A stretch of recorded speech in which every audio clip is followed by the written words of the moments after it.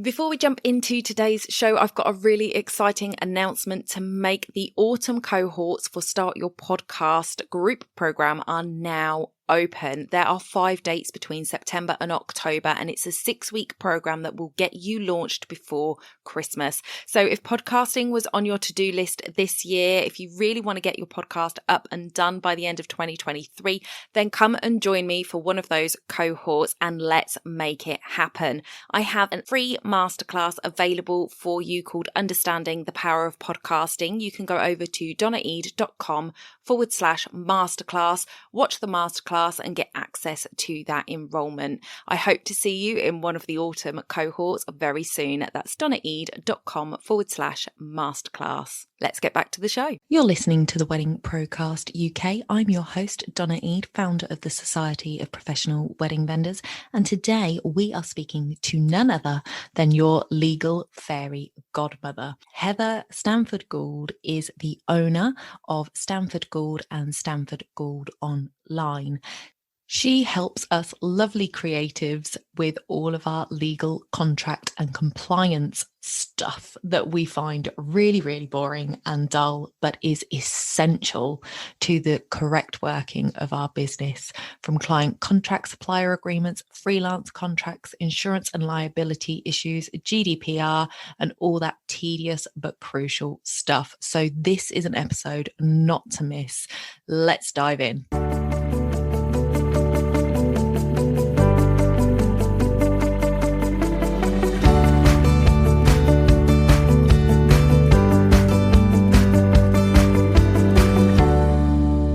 Before we jump into the episode, I just wanted to let you know that the Society of Professional Wedding Vendors will be opening its doors very soon. So if you are interested in becoming a member of the Society of Professional Wedding Vendors, please head over to the website at www.spwv.co.uk and join the waitlist. Welcome back to the podcast, everybody. I am so glad you're here to join me today, because today we are talking about contracts.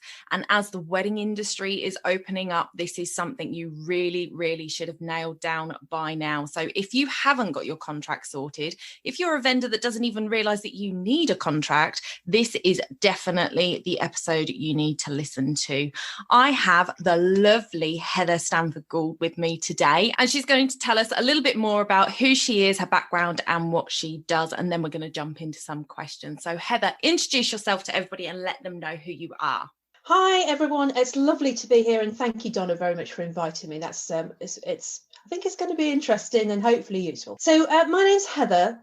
Sometimes Stanford Gould, sometimes Gould. You can choose any of those. But I'm Heather from Stanford Gould Ltd and Stanford Gould Online Limited. If that's not ringing any bells, then maybe you'll remember the hashtag Your Legal Fairy Godmother, which has floated around the internet for the last 12 months. And to be fair, prior to that for a while. But I am a non-practicing solicitor, which is the jargon that I have to use. I qualified as a solicitor in the early 90s, and now I work providing legal and contractual solutions to small businesses with a particular niche in the wedding industry. That's me in a nutshell. Obviously, I'm as old as God, so there's quite a lot of activity that happened in between those two, the qualification and now, but we might get to that in a minute. That's me. So for me, that was actually what got me to you, was the hashtag Your Legal Fairy Godmother. I absolutely loved it. I was just like, oh my gosh, yes, the wedding industry needs one of those. So it was something that was part of the reason I started the Society of Professional Wedding Vendors. Actually, the second wedding I ever photographed as a photographer, the videographer who turned up in a full-on tracksuit with matching trainers to video the wedding, and then drank beer at the dinner where we were invited to sit at one of the guest tables, provided an absolutely awful video, surprisingly, to the couple. And when I said, "Did you have a contract?" they said no. And it just broke my heart for them, because, you know, nothing could make the video better, but they couldn't even fight for their money back or any, like they had no comeback at all, and it broke my heart. So it was one of the things, and one of the necessary things that you need to provide evidence for when you join the society is that you have a contract in place. So I'm very excited about this. It's not many people who get very excited about contracts, to be fair. They're not. It's not sexy, is it? As a topic, it is not a sexy topic. No. It's not creative, which is, I think one of the biggest problems for people in our industry. It's not fluffy. It's not Instagrammy. It's not Pinteresty. It's all a bit grunty and boring and tedious. Yeah. And that, and that makes people shy away from it because it's too scary and too boring. Yeah. We'll try and make this a little bit more glitzy and glammy. You can sprinkle your fairy dust. Yeah, we'll do some fairy dust. And again, that was really the reason for starting to use the hashtag. It was, how can we make this a bit more accessible? How can we make this a little bit more like the industry, instead of making the industry a bit more like law firms? That's the key of professional services, isn't it? Is to try and make what you're doing relevant to your customer.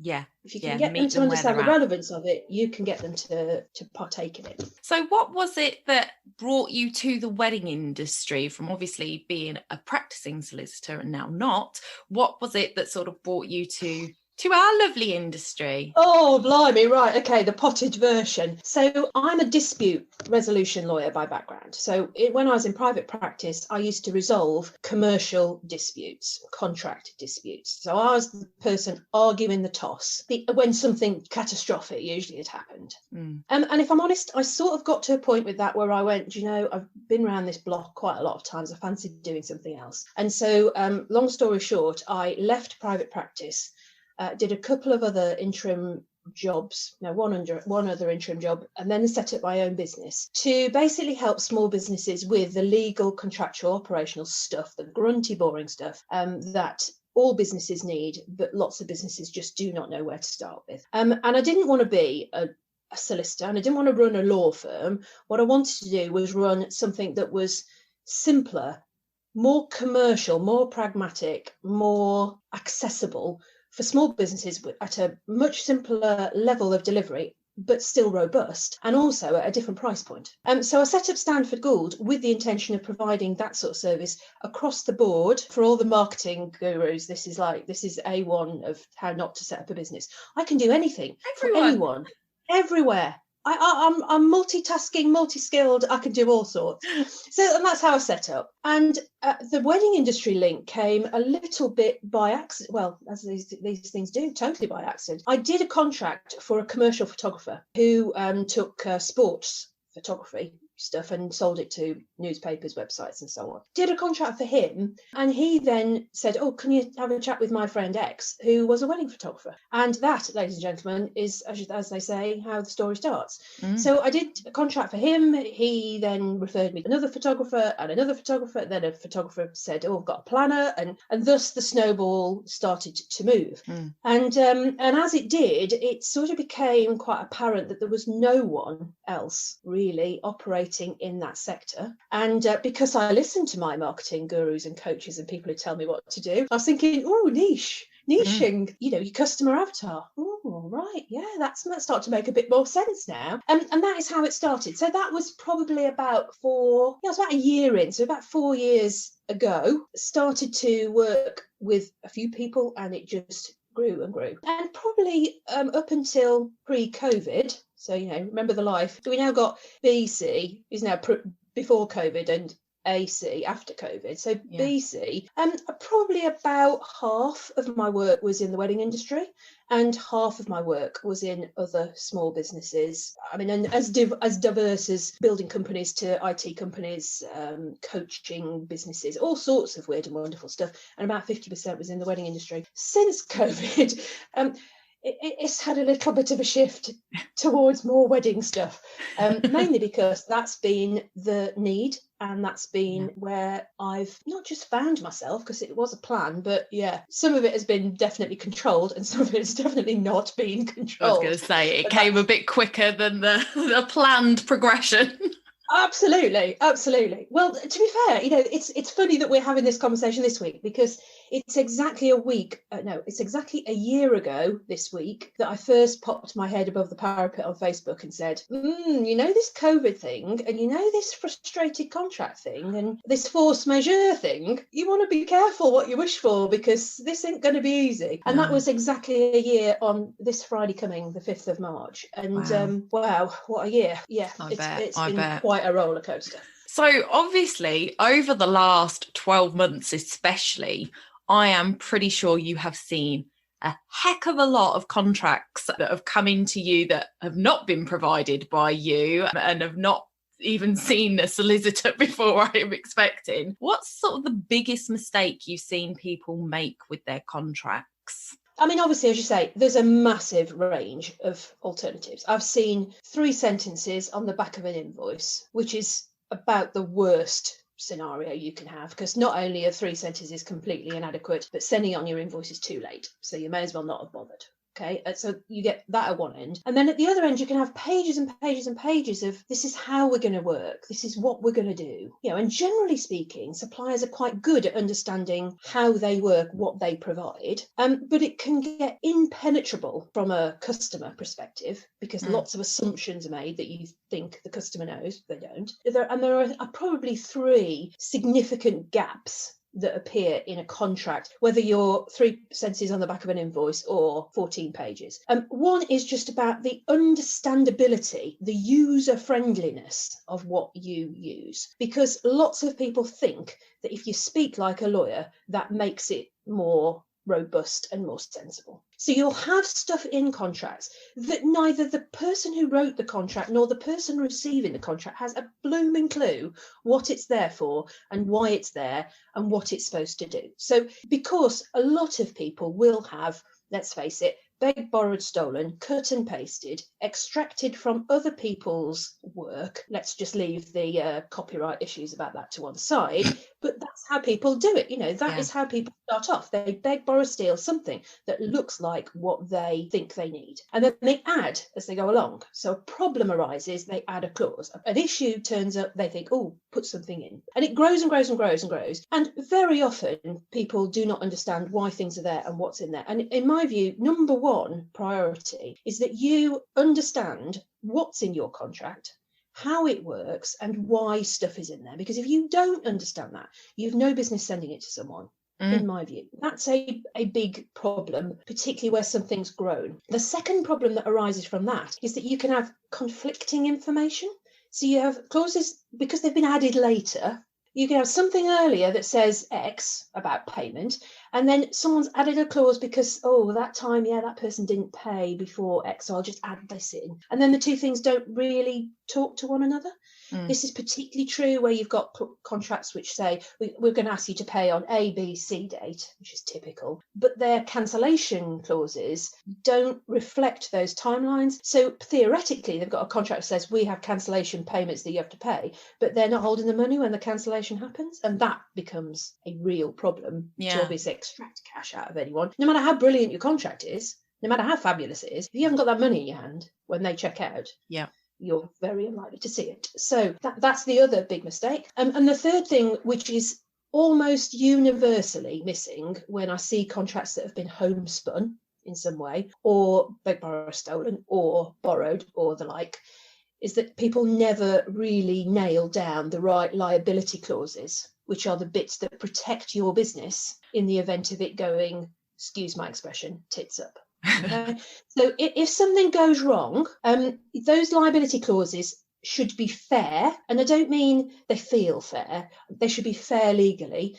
They should comply with the legal rules there are about what you can and can't exclude or limit your liability for. And they should ultimately protect you. And the real worry for me when I see contracts which don't have that is that they are probably 95% individuals who are trading as sole traders. So for those people, it's not just about, the business may suffer a loss. They may have to pay out damages if something goes wrong. It's your house that's on the line. It's your car that's on the line. It's your pension, your savings, your flat screen telly, your yacht on the drive, whatever you've got.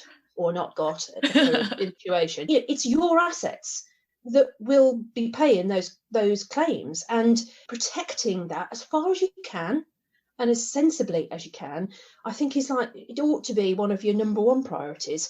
I think that's the bit that absolutely gets lost in we need you to answer our email correctly, and we're gonna charge you for mileage and all the stuff that people understand. The bit that they don't understand, and they're not supposed to, they're not lawyers, the bit about liability just gets lost. So that bit missing in a contract is very, very normal, and that's usually the chunk that we properly have to rewrite and redo when someone comes to us and says, we need something, we've got a blank piece of paper, or alternatively, we've got this, can you review it? Because we do both. We will write something for you, or we'll review something for you and then tell you if it's okay, or if it needs rewriting, or it needs putting in the bin and starting again. And all of those options are possible. It's quite scary to think about, actually. And I think, what we said at the beginning, that people like to shy away from it because it's not the creative, fun stuff that the wedding industry loves so much. But when you think about the fact that if something goes wrong on a wedding day, which, as professional wedding vendors, we try our best to make sure that everything in our power goes according to plan. But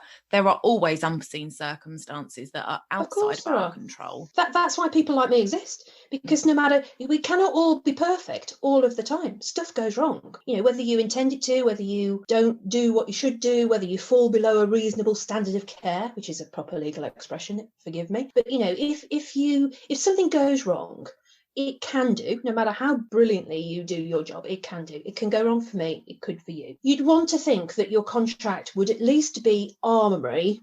It can't protect you completely, but it is armoury that you can use in defending yourself and your business and your assets. If something goes wrong which isn't your fault, or if something goes wrong which is your fault, you just got to put your hands up and go, yeah, I'm really sorry, I cocked that up. Again, not a legal expression, but in that situation, this limited number, amount of money is what I'm going to pay to you as a result. Now, there are lots of hoops to jump through in this, but I've had customers, I've had photographers who have lost digital images in IT nightmares. Yeah. And, this is going to be a familiar story from, if not for your experience, but certainly something you will have heard. That's your nightmare as a photographer. Biggest nightmare.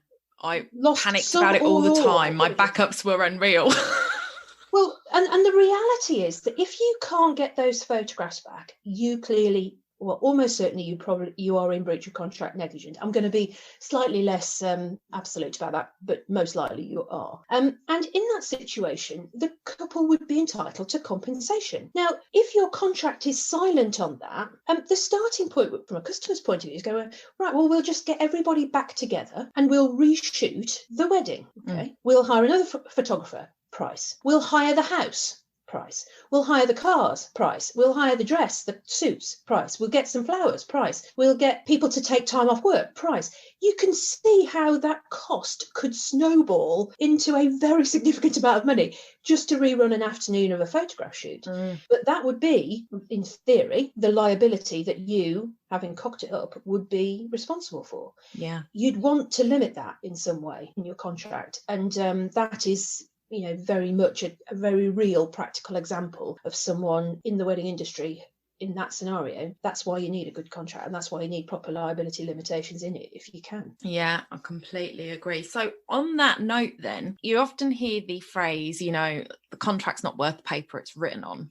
Would you say that a contract is something that a creative person could write themselves with no help from a professional like yourself? Right. The strict answer to that is yes, they could. Should they is a different question. Okay. So I would say anybody can write a contract. It doesn't have to come from a legal source to be enforceable. It can be 3 sentences on a piece of paper and it can still be enforceable for what it's worth. But I think if you are running a sensible business, and particularly now in the post-COVID era, where if your customer says, can I have your services or your goods? And you say, yeah, no worries, I'll be there on the 1st of July. And you don't send any paperwork. You don't send any contract. You don't send any terms and conditions. I'm sorry, but I think your customer is going to go, what sort of outfit am I dealing with here? We've all seen the news. We all know what's going on with cancellations, frustrations, CMA, you blooming name it. People are challenging it. I think, my view would be they were looking at those things before COVID happened, but since COVID has happened, it's become even more important because customers are being very cautious about who they and how they hand their money over to. Because what we've learned in the last 12 months is the unthinkable can happen. And has happened and has led to lots and lots of people losing out financially, not just customers, suppliers as well. Yeah. The purpose of a contract is not for that never to happen, because no contract can be watertight. I get asked that all the time. I want a contract that's watertight. Well, I can't give you a contract that's watertight. I can give you a contract that's good and robust and will help you if you have a problem. But, trying to do it yourself is, in my view, a false economy, because the amount of time you will take pondering, thinking, wondering, what shall I put in? Do I use this? Scouring the internet for someone that looks like you, trying to find their terms to cobble into something for you. You think about the time that takes and how much more productively you could use that time doing something else for which you might be paid. Getting a contract template or a bespoke solution starts to look A, attractive financially because of the time payoff, and B, get it right. I think it's incredibly difficult to do that if you do not have some legal training or experience. There are plenty of people who, are not qualified solicitors who are perfectly capable of writing a good contract. You do not have to have a title to understand and have experience and knowledge to be able to do this. But generally speaking, I think you get what you pay for. And to be transparent to people listening to this, there are all sorts of options out there for solutions. At the one end, there's templates, and they're generic templates. There's websites you can go on to find contracts for services, contracts to supply goods, contracts to supply goods to consumers. Completely generic, could be widgets, could be flowers, could be planning services, doesn't matter, could be building services. And the price points for those, probably under 100 quid, probably more like 50 quid. You buy one, you download it, all sorts of time has to be taken to fill it out. Then you have more specific templates that are more bespoke to your industry, and that's what we do. And then you have some more, a bespoke service that you might say, well, actually, I had template before, but now things have moved. Usually how you deliver has moved and changed. So now I need bespoke services, and the price point for that is probably £200 to £700 in that sort of price bracket. Not just for me, I mean for people like me doing what I do. And then your business might evolve again, and your needs might evolve, and you need the full service law firm solution, and the price point there is probably £1,000 to £5,000. And the reason for that is simple, because law firms charge partners who do this at anything from £250 to £500 an hour, and something takes 5 hours. That's how the price is worked out. Yeah. Someone like me who charges, I don't know, between £75 and £150 an hour is still 5 hours of time. The price point is according. Yeah. And I think one of the real problems for customers is that they don't know that all these things exist. They don't know where they need to be in those different solutions, and they're terrified that it's going to cost a bleeding fortune. So, I'm quite transparent about how costs are set up and why they're charged at that rate, and about not just what I do, but about what the options are, and then people can make informed choices. I would suggest, if you're a business and you can't afford a template solution under 100 quid to do what you do, you should look at what you are spending your money on and say, am I prioritising this over my Facebook adverts or my Instagram boosts or all sorts of things that, people spend significant sums of money on, and say, well, do I have to do a bit less of one thing for a month in order to get this right? Yeah. But I would say that, wouldn't I? Because I'm a lawyer. I'm not a lawyer, and I think anything you can do to protect yourself and to protect your clients has to take priority over getting more clients, because every client you get, if you haven't got that contract in place, if you haven't got your insurance in place, you're increasing your risk. Absolutely. And that to me is scary. Yeah, for every single person you take on, it's another problem you're storing up for yourself. Hopefully not, but as you say, risk. Yeah. Huge. Yeah. So what are your top 3 tips when it comes to contracts for people? What are the top 3 things that you would say, with your contract, this is definitely what you should be doing? Have one. That would be my starting point. Have one. Mm-hmm. I'm not even going to laugh at that because it's so true. There's so many people that don't. Well, I talk to people. Oh, yeah, I've been in business for 4 years and I've never had a problem. Lucky you. That's fab. Lucky. That's really fab. But that is luck. It's not about running a business properly or protecting yourself. So top tip number 1, have one in writing. Those 2 things are important. They don't necessarily always fall together, but have one. I generally say, it's got to be, as I said earlier, it's got to be something you understand. It's got to be something that you'll use. Do not be afraid of producing those, your terms, your contract to your customer and saying, we're a professional operation here. This is what we're going to do. We need you to sign this. People get ever so scared that producing some sort of contract is going to make people run a mile. Now, if you produce something that's 12 pages long, 14 appendices and a glossary of terms at the end, yes, it probably is. And I don't recommend. But if you've got something that's straightforward, understandable, you understand it, and then they can understand it. And it looks the job. It looks like you've properly done it. People will not be afraid of it. They will be reassured by it. It will not make them go away. It will make them actually buy from you. Because they'll go, right, there's someone who's serious about what they're doing. And a contract is not just about protecting you as the supplier. It is about protecting the customer as well. It should be a two-way street. It should be even. It needs to obviously comply with all the consumer stuff, which is bespoke to the particular thing that you're doing, but it needs to be fair. Whether it's a consumer or otherwise, you need to feel that you can justify what's in there, whether it's a consumer or otherwise. So I think having it in writing, having it in a form that you understand, using it at the right point when your customer comes to you, those are absolutely the keys of getting this stuff right. You can have a contract that's been written by the best consumer contract lawyer in England. That's not me. I just add that in? Your Legal Fairy Godmother. I'm not the best contract lawyer in England. But you can have a QC who wrote you a contract.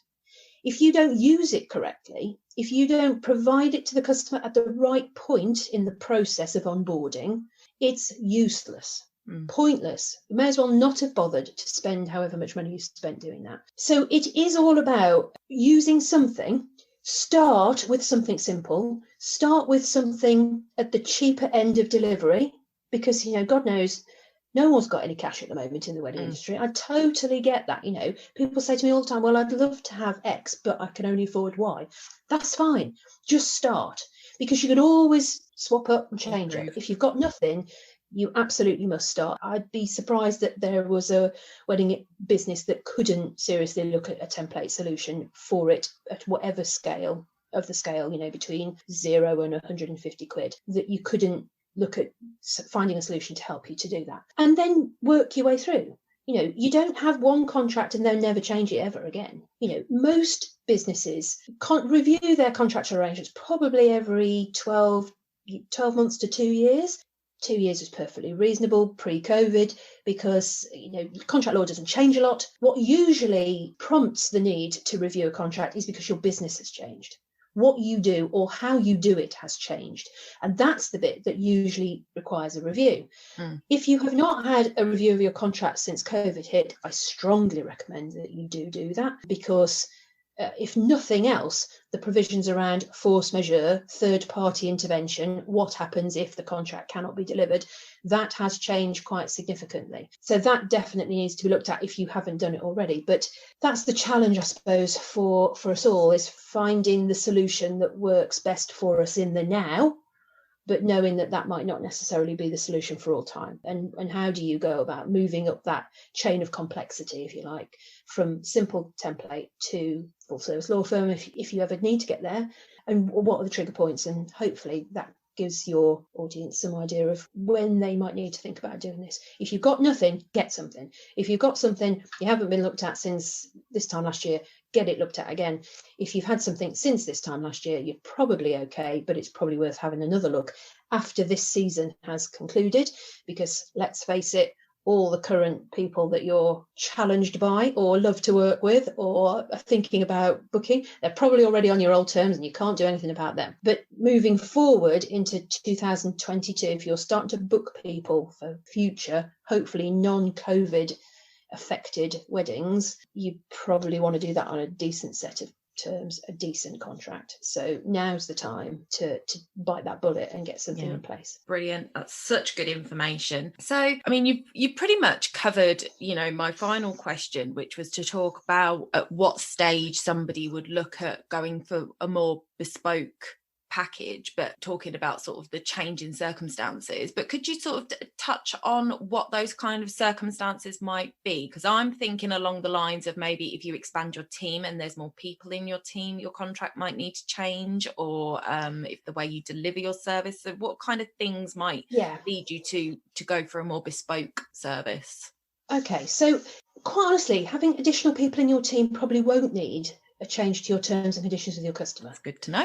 Because you should have a contract for services. That's a technical expression. And one of the features of a contract for services is that you can substitute someone to deliver those services. So if you're a photographer, for example, and you take on a second shooter to help you with the wedding, you shouldn't need to change anything in your terms with your customer about having extra people or other people to go and shoot the wedding. And it's not a bad idea to set that expectation for a customer in case they think you're going to rock up and Mr. Bloggs rocks up and they go, where the hell's Donna?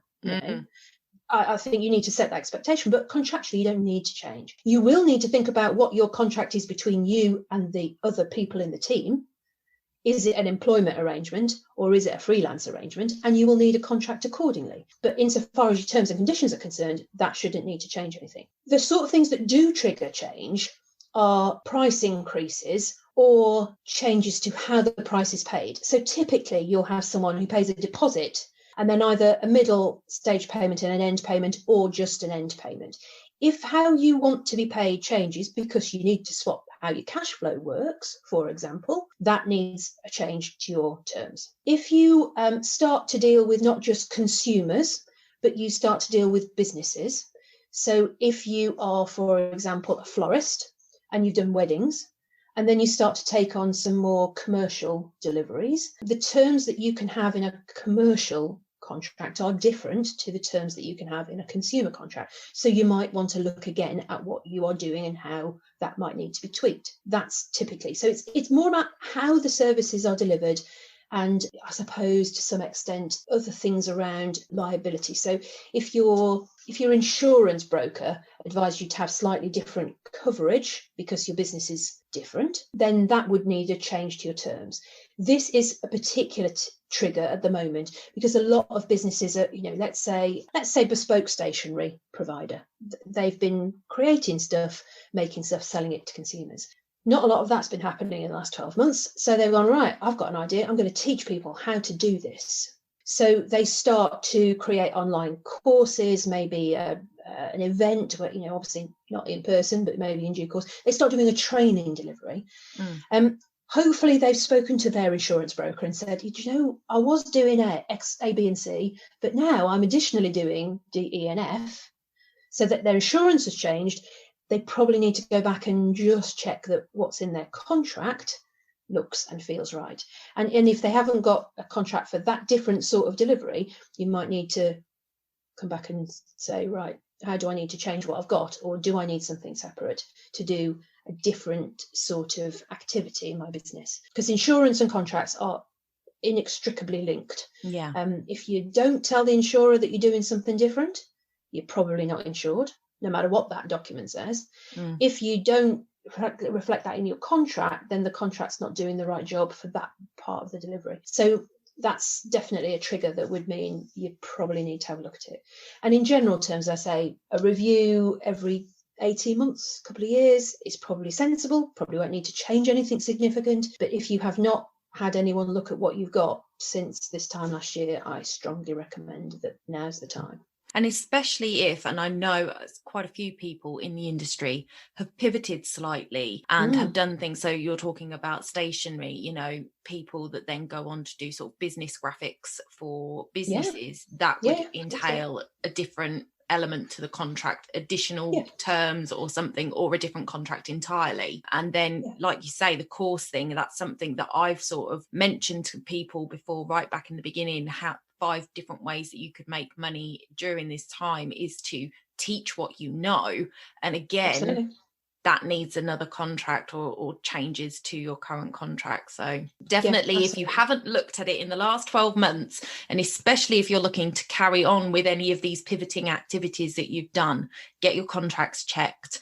And with that being said, Heather, where can people find you? I know you are extremely busy at the moment. I saw my email responder when I emailed you yesterday, but where can they find you? Where can they find your templates? Because that's probably the easiest place for them to start. So that's the easiest solution, isn't it? Templates. So we have 2 websites. You want the stanfordgouldonline.co.uk website. If you go there, you will see across the top terms, contract templates, a drop down list, and there are currently 12 different templates for 12 different suppliers: planners, florists, cake makers, caterers, VAs, you name it, it's there.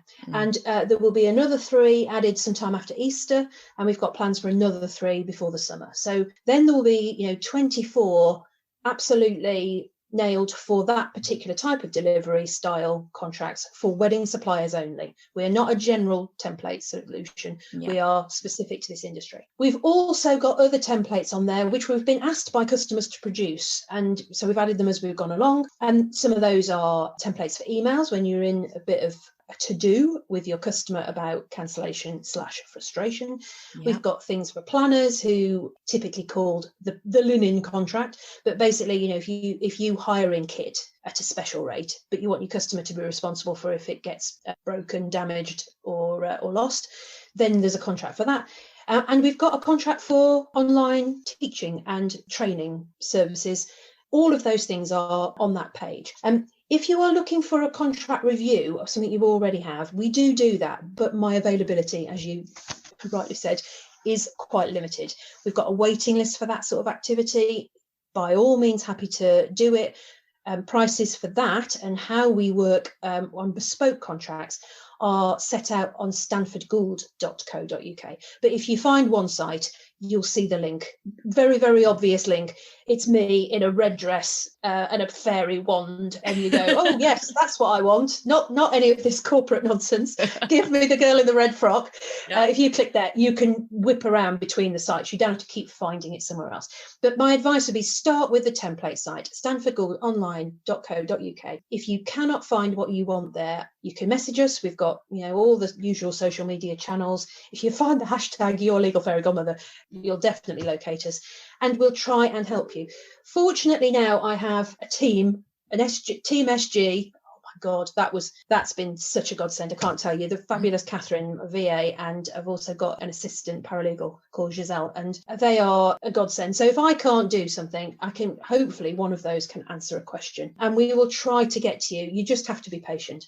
There's a lot of stuff going on, as you can imagine. It's been super busy. We're going to be making some announcements over the course of the next few weeks about how we're going to change some of what we're going to do and deliver it in a slightly different way. And on top of that, we're all, you can listen to some of these podcasts and interviews and Zoom calls and everything, you go, wow, those people, they're just so on top of their game and they're so doing this and that and the other. But we're all fighting our own personal battles in the background. Be that homeschooling, be that the challenges of being locked down, be that loneliness, be that imposter syndrome, be whatever those things are, and I'm no exception. So I'm juggling plates behind my business front as well as you guys are, and that inevitably affects how many things you can do and how quickly you can do them. So I'll only say that it's challenging for everybody, and just bear that in mind. But we'd love to try and help, and the template solution is just go on, decide what you want, pay with PayPal, the thing downloads, you are away and gone in a minute. That's what you want to do. Nice and simple. Brilliant. So all of those links will be in the show notes, guys. So head over to www.spwv.co.uk, head over to the podcast, and you will find it all there for you, and it will link straight through to Heather's stuff. So thank you so much for your time today, Heather. I really, really appreciate it. I think it's a fantastic episode and so very well timed, given that the industry is opening up. So I really appreciate your time today. You're very welcome, and good luck to all of those suppliers as we start to get going back to some normality, because my goodness me, we're all ready for it. So crack on, do your brilliant things, but please don't forget about this boring grunty stuff in the background for me. Thank you very much, everybody. I will see you again next week. Bye for now. This episode is brought to you by the Society of Professional Wedding Vendors membership, a membership that recognises wedding vendors for their professionalism and high client care. You can find out more at www.spwv.co.uk.